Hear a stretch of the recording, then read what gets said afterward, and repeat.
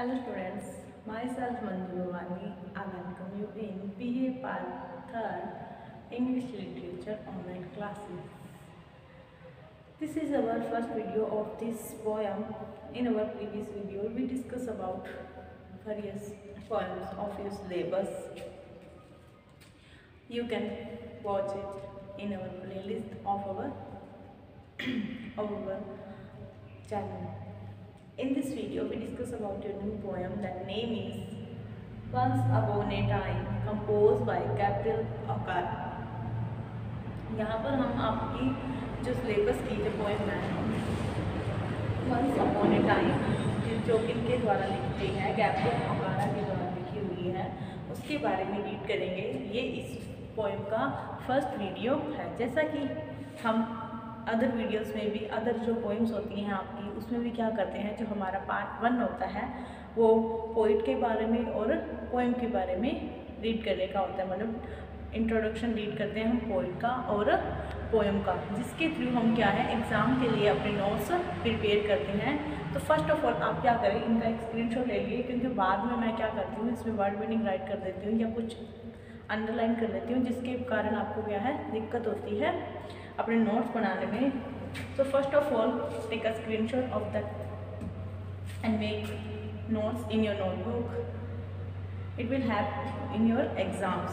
आपके एग्जाम्स में ये हेल्प करेंगे। आप छोटे छोटे पॉइंट बनाकर भी इनको लर्न कर सकते हो, और इनके जो फेमस वर्क्स होते हैं पोएट के, उनको भी क्या है हाईलाइट कर कर आप मार्क्स अपने क्या है ऑब्टेन कर सकते हो। अच्छे मार्क्स आप ऑब्टेन कर पाओगे। Now take a screenshot, then we will start our poem. Yes. Now let's start our poem Once Upon a Time. First of all, we read about our poet.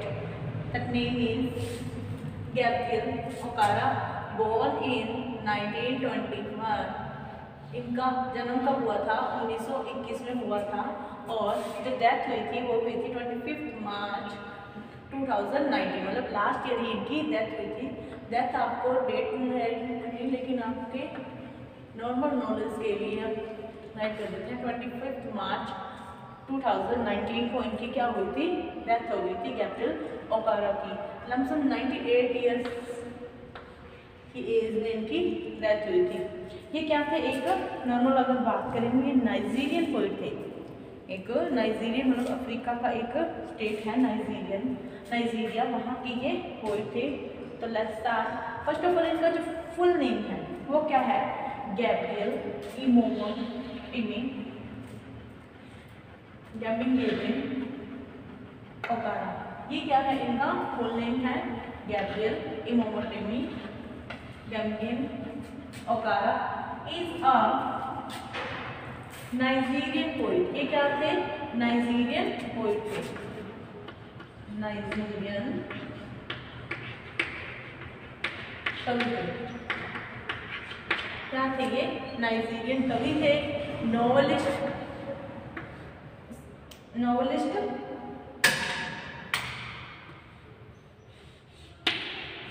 उपन्यासकार थे। ही studied journalism, मतलब कि इन्होंने क्या पत्रकारिता भी पढ़ी थी। ये क्या, इन्होंने पत्रकारिता की क्या है स्टडी की थी, पत्रकारिता। He studied journalism at north western University थी, उसमें इन्होंने स्टडी की थी जर्नलिज्म की। एक बात और एक्स्ट्रा बताती हूँ आपको कि जब स्कूल टाइम के बाद इन्होंने क्या है बुक बाइंडिंग का काम शुरू कर दिया था। मतलब इनकी जो स्टार्टिंग की जो लाइफ है बहुत ही डिजरेबल रही है, बहुत ही ज़्यादा इन्होंने हार्ड वर्क करके अपना क्या है जीवन व्यतीत किया, अपनी लाइफ स्पेंड की है। पहले इन्होंने क्या है स्कूल छोड़कर, जैसे ही इन्होंने स्कूल छोड़ा, ये क्या बुक बाइंडिंग का काम करते थे। उसके बाद रेडियो के लिए और टेलीविजन के लिए पोएम्स राइट करने लगे, और इस तरीके से इन्होंने क्या है एक गवर्नमेंट जॉब अटेम्प्ट की थी। Okara was largely a self educated man. ये क्या है, स्वयं पाठी एक आदमी थी। मतलब कि इन्होंने जो स्टडी है, मतलब इन्होंने अपना जो ज्ञान है, अपनी जो पढ़ाई है वो क्या है सेल्फ से की थी, अपने बलबूते की थी।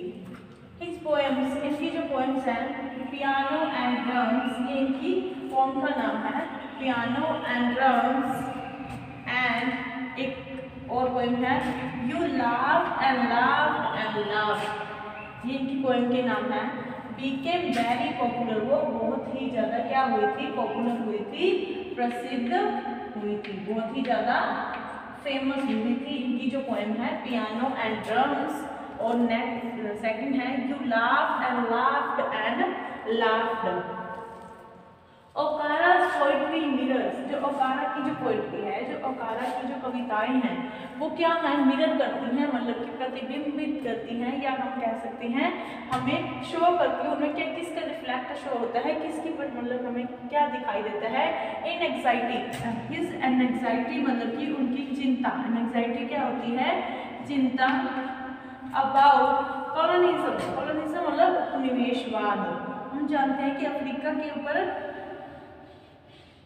जो वेस्टर्न जो वेस्टर्न मतलब कि वेस्टर्न जो स्टेट्स हैं उनका क्या था, उनका रूल चल रहा था, तो उनको क्या थी अपने क्या थी, वो जो ओकारा है उनकी पोइट्री में हमें क्या है, उनकी जो उनको जो चिंता थी कॉलोनिज्म की, वो उनकी पोइट्री में हमें आराम से क्या होती है, रिफ्लेक्ट होती है। ही वाज क्वाइट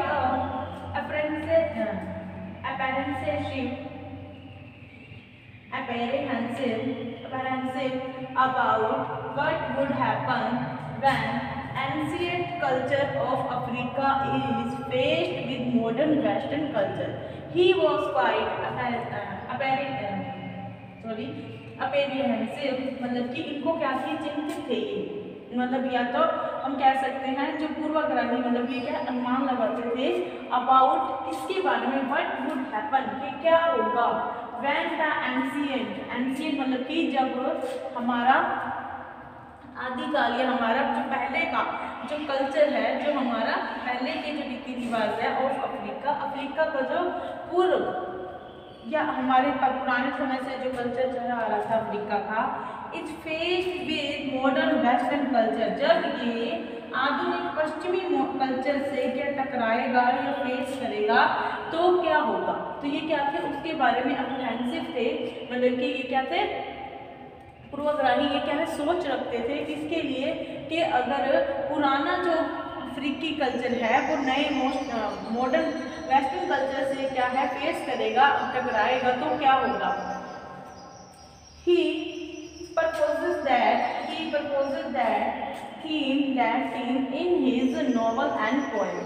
इन्होंने क्या है इस जो थीम है मतलब कि इनकी जो टेंशन है, इनकी जो मतलब की थिंकिंग है कि एंशिएंट कल्चर के बारे में और चेंजेस है जो चेंजेस आ रहे हैं पहले के टाइम में जो होती थी सिचुएशन, उसके अंदर जो सिचुएशन में चेंजेस आ रहे हैं उनकी जो एंग्जाइटी को शो करते हुए इन्होंने इस थीम को क्या है अपनी नॉवल और पोएम्स में यूज किया है। His verses had translated in several languages. इनके जो वर्सेस हैं, इनकी जो पोएम्स हैं उनको कई भाषाओं में क्या है ट्रांसलेट किया गया है ड्यूरिंग द 1960 मतलब कि 1960 का जो पीरियड था, 1960 तक इनकी पोएम्स को बहुत ज़्यादा क्या है कई लैंग्वेजेस में इनको ट्रांसलेट किया गया था। तो ये थे हमारे पोएट गैब्रियल ओकारा। एक बार हम फिर से रीड करते हैं। जो गैब्रियल ओकारा थे वो क्या थे, एक नाइजीरियन पोएट और नॉवेलिस्ट थे। उन्होंने जर्नलिज्म रीड की थी, जर्नलिज्म मतलब की स्टडी की थी कहाँ पर, नॉर्थ वेस्टर्न यूनिवर्सिटी से। Okara was largely self educated man, और ये क्या थे स्वयं सीखना या हम कह सकते हैं स्वयं पाठी क्या थे व्यक्ति थे। His poems piano and drums, इनकी जो पोएम्स हैं पियानो एंड ड्रम्स, और नेक्स्ट है you laughed and laughed and laughed become very popular, ये इनकी मोस्ट पॉपुलर क्या है पोएम्स हैं। ये आप इनकी फेमस वर्क्स में भी राइट कर सकते हो। मैंने इसमें यहाँ पर 5 आपके फेमस वर्क्स लिखे हैं, 2 फेमस वर्क्स ये हो जाएंगे, टोटल आपके 7 फेमस वर्क्स हो जाएंगे ऑफ गैब्रियल ओकारा। उसके बाद नेक्स्ट लाइन क्या है, ओकारा's पोइट्री मिरर, जो ओकारा की पोइट्री है वो क्या मिरर करती है, क्या शो करती है, हिज एंग्जाइटी अबाउट कॉलोनिज्म, मतलब कि जो उपनिवेशवाद के प्रति इनकी जो चिंता है वो रिफ्लेक्ट करती है इनकी पोएम से, रिफ्लेक्ट मतलब कि शो करती है, दिखाती है, इनकी जो टेंशन है उसको हमें बताती है। He was quite apprehensive about what would happen, मतलब ये क्या थे, apprehensive मतलब ये चिंतित थे या पूर्वाग्राही थे, पूर्व अनुमान लगाते थे कि क्या होगा when the ancient culture of Africa is faced with modern western culture, जब जो पुराना कल्चर है अफ्रीका का वो नए मॉडर्न मतलब कि आधुनिक वेस्टर्न पश्चिमी कल्चर से जब वो टकराएगा, फेस करेगा, तब उसके क्या रिजल्ट निकलेंगे, तब क्या उसके ऊपर इफेक्ट पड़ेगा, इसके बारे में वो क्या थे, पूर्वाग्रह मतलब कि पहले ही क्या थे वो सोच विचार करते थे। He purposes that theme in his novel and poem, इन्होंने ये जो थीम है मतलब इनकी जो टेंशन थी या इनकी जो सोच थी उसको क्या है थीम की तरह यूज किया है नॉवल और पोएम में।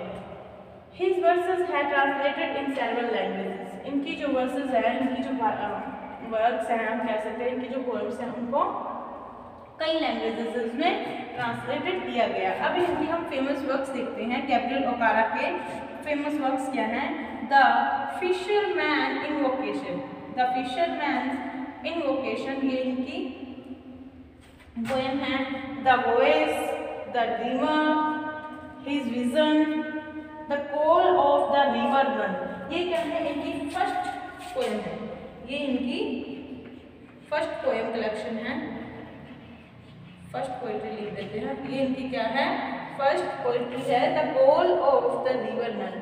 तो ये थे हमारे पोइट के बारे में नॉर्मल सी जानकारी, जिनका नाम है गैब्रियल ओकारा, जिनका जो बर्थ है वो कब हुआ था, 1921 में हुआ था।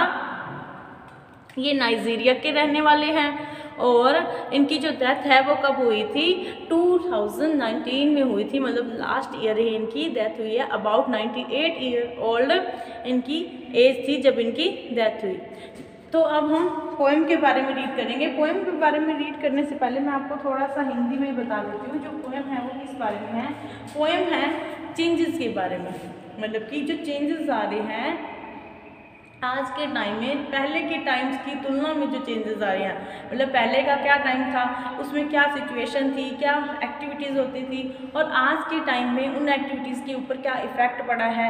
जैसे कि हम देख सकते हैं हमारे नॉर्मल इंडियन कल्चर में हमने क्या कर रखा था, पहले हमारे इंडियन कल्चर में बहुत ही ज़्यादा प्योरिटी होती थी, लेकिन हमने क्या किया है वेस्टर्न कल्चर को अपनाकर, मतलब हमारे ऊपर क्या है, जब अंग्रेज़ आए, जो इंग्लिशमैन आए, वो उन्होंने क्या किया, हमारे ऊपर अपने वेस्टर्न जो कल्चर था उसका पूरा इफ़ेक्ट डाला है, और आज हम उस इफ़ेक्ट को देख सकते हैं। तो ये जो ओकारा है वो भी क्या थे, अफ्रीका के ऊपर भी क्या है वेस्टर्न जो कल्चर है उनका इफेक्ट पड़ा था, तो उसको ये क्या है रिफ्लेक्ट करेंगे इस अपनी पोएम में। उसमें अपने क्या है अपने थॉट्स रखेंगे हमारे सामने कि जो कल्चर के अंदर जो डिफरेंस आया है उसके लिए, और ये क्या करेंगे ये मतलब कि क्या कहेंगे यहाँ पर जो ये पोएम है वो बेटे और फादर के बीच में कन्वर्सेशन है, मतलब एक जो बाप है, जो फादर है, वो अपने बेटे से बात कर रहा है, पहले के टाइम और आज के टाइम की तुलना कर रहा है। तो वो जो बाप है, मतलब पिता है, वो फादर है, वो क्या है अपने बेटे को पुराने टाइम की चीज़ें के बारे में बताएगा और उसके बाद उसे सच्चा बने रहने के लिए कहेगा कि असली रहो, क्योंकि आज का जो टाइम है वो क्या है दिखावटी टाइम है, ओनली क्या है शो ऑफ हो रही है। तो वो उसी को कहेगा कि शो ऑफ को छोड़कर तुम क्या है अपनी रियल लाइफ है उसको इंजॉय करो। अब हम बात करते हैं हमारे टाइटल के बारे में, वंस अपॉन ए टाइम। जैसा कि इस टाइटल से हमें पता चल रहा है वंस अपॉन ए टाइम कि एक टाइम था, मतलब कि या जब एक टाइम था, वंस अपॉन ए टाइम एक बार। तो हमें पता चल रहा है कि पुराने टाइम की बात हो रही है, इस पोएम में पुराने टाइम की बात हो रही है कि एक बार क्या था, मतलब कि पहले के टाइम में जो था और अब जो है दोनों के बीच में क्या है डिफरेंसेस को शो करती है ये हमारी poem once upon a time, जिसको किसने लिखा है, गैब्रियल ओकारा ने लिखा है। और बार बार मैं यही कह रही हूँ कि टाइम चेंजेस का जो मेन थीम है वो क्या है, टाइम चेंजेस है इस पोएम की। तो ये हमारी पोएम है। अब हम पोएम के बारे में रीड करते हैं कि पोएम के अंदर मेन हमारे पोएम की समरी क्या है। अब हम पोएम के बारे में रीड करते हैं। The poem is a conversation between a father and a son. Here, father wants to learn from his son what it is to be a natural and innocent state. The poet remembers that past when people had true feelings for each other, something which is missing in the modern world. The modern times, people don't value who are bereft of wealth and interested only those who are rich and powerful. The poet says that he learns many things from the society and he changes his behavior at office, party, home, streets, etc. Their poet has a deep feeling. The poet has a deep desire to go back to childhood. He wants his son to be enable him to find his true self because his son, being a child, is still uncorrupted by the affections of the world. सबसे पहले आप screenshot ले लें ताकि आपको अपनी notebook में right करना इजी रहे। Take a screenshot of this text.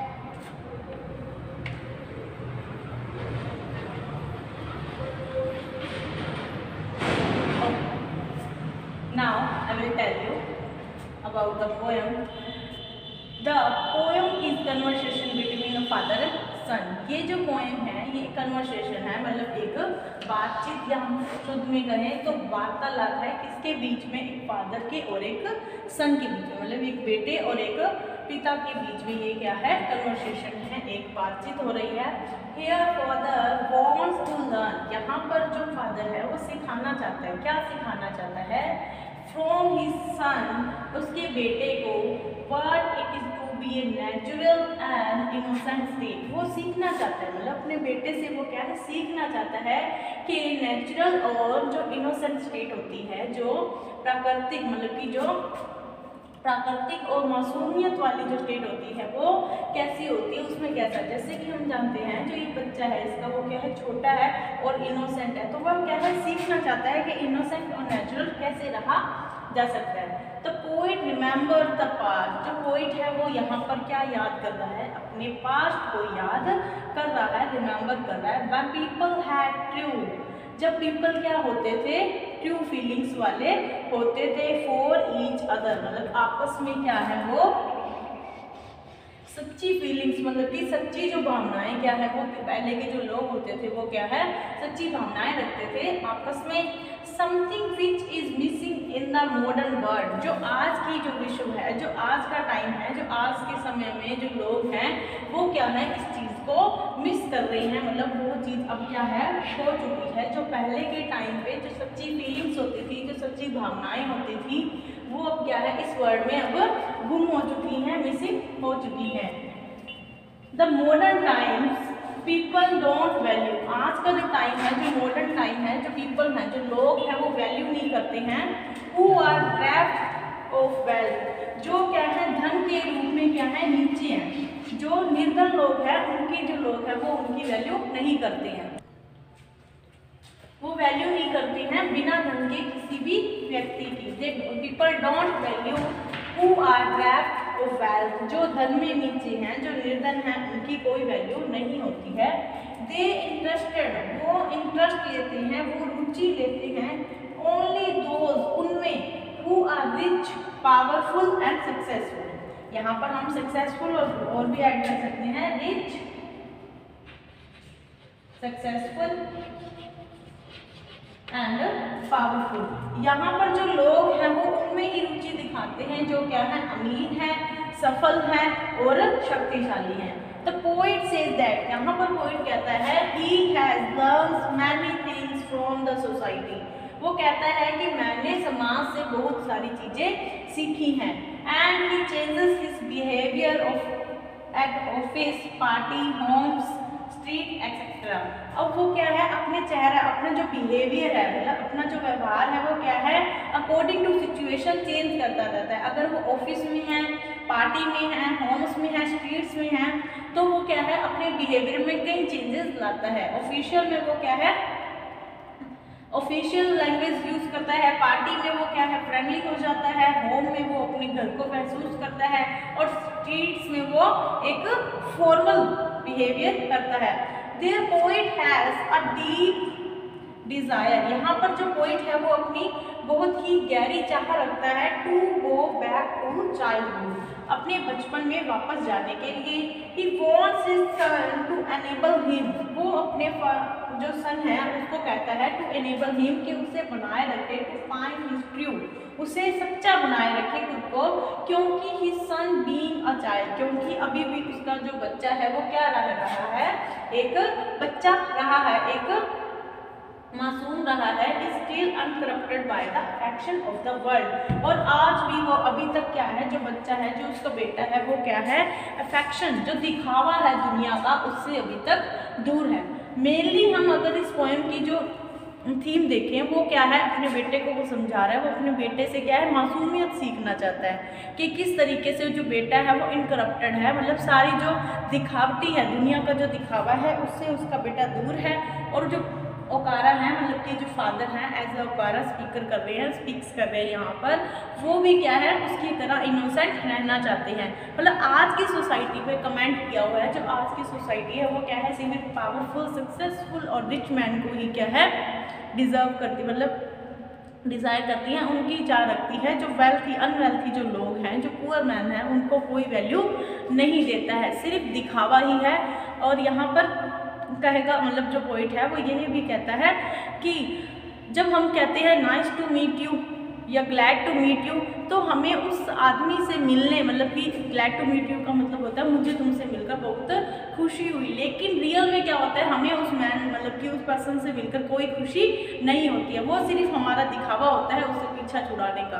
तो यहाँ पर पॉइंट क्या है, आज की टाइम, मतलब मॉडर्न टाइम के ऊपर कमेंट कर रहा है कि जो मॉडर्न का टाइम है वो क्या है, सिर्फ अफेक्शंस है, सिर्फ दिखावा है और कुछ भी नहीं है। ये था हमारी इस पोएम का पार्ट फर्स्ट। मिलेंगे नेक्स्ट वीडियो में, उसमें हम पोएम के ओरिजिनल टेक्स्ट को रीड करेंगे। तब तक के लिए आप घर पर रहिए, सुरक्षित रहिए और पढ़ते रहिए। Thank you.